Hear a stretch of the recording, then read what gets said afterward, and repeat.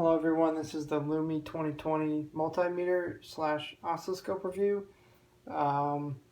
So far, first impressions, the build quality of this is very plasticky feeling.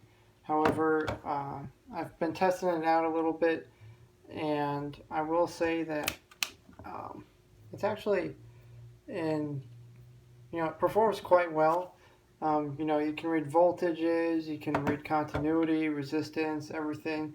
And the oscilloscope function is really cool too. You can change all types of amplitudes and things like that in time to input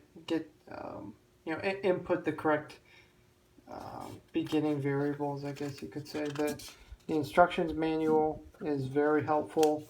Tells you everything you need to know about how to use it, and it's very clear. It comes with a bunch of different attachments for the probes here. These are pretty sharp, so just poked myself a few times already, so watch out. It comes with a nice little safety case, and it's got a few other cables. Yeah, overall I'm happy with it. It's performed very well for me, and thanks guys.